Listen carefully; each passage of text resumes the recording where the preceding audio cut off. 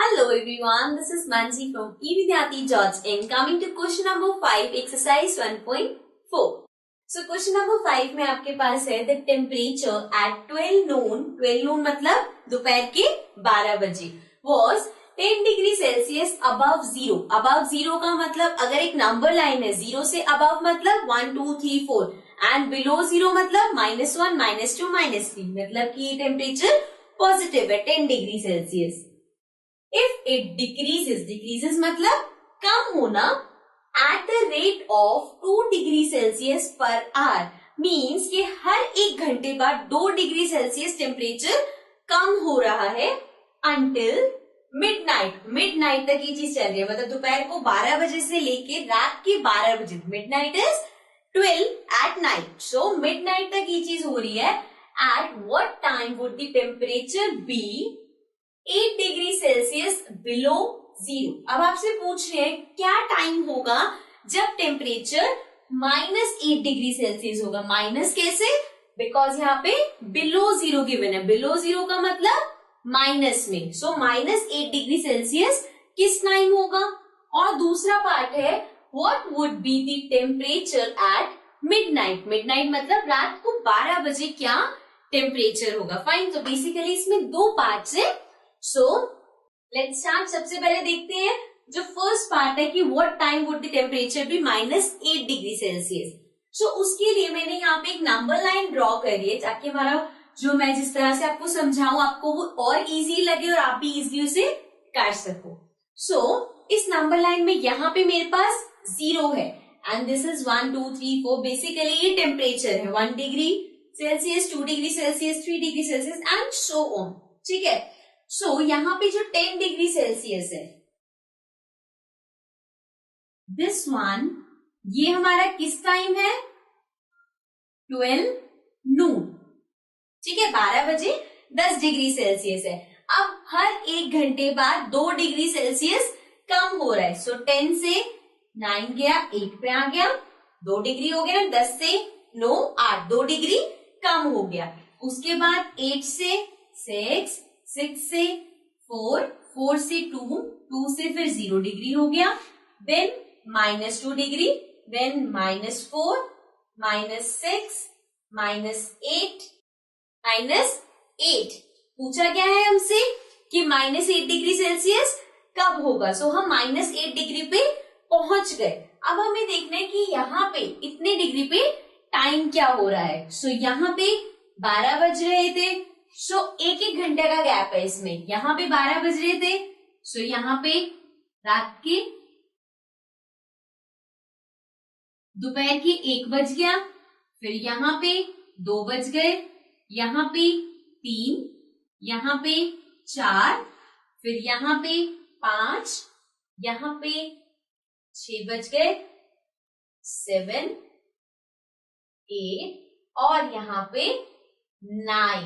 सो क्या टाइम हो रहा है 9 बज रहे हैं. ठीक है. सो हम बिकॉज ये 2 डिग्री एक घंटे के गैप पे और अगर हम एक घंटे के गैप पे काउंट करेंगे तो -8 डिग्री रात को 9 बजे हो रहा है टेम्परेचर. तो फर्स्ट पार्ट का तो आंसर आ गया एट 9 o'clock मीन्स कि -8 डिग्री होगा 9 o'clock. अब ये तो रहा कि आपको समझ आ गया कि कैसे.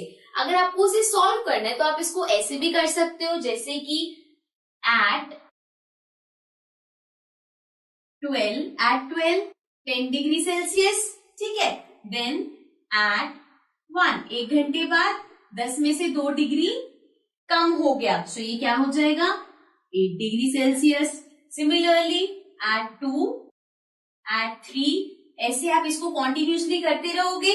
जैसे अभी 8 आ गया तो 8 में से 2 माइनस किया क्या आ जाएगा आपके पास 6. फिर 6 आ गया 6 में से 2 माइनस किया आपके पास आ जाएगा 4. सो आप ऐसे करते जाओगे तो जैसे ही -8 आएगा वहां पे टाइम हो रहा होगा 9. ठीक है. अब आ जाते हैं क्वेश्चन के सेकंड पार्ट पे. सेकंड पार्ट में है what would be the temperature at midnight. अब वो पूछ रहे हैं मिडनाइट पे क्या टेम्परेचर होगा. मिडनाइट मतलब रात के 12 बजे. सो यहाँ पे हम 9 बजे तक पहुंच चुके थे. तो एक तो तरीका है कि मैं इसी को आगे करती रहूं एंड देन देखूं कि 12 बजे क्या टेम्परेचर है, या फिर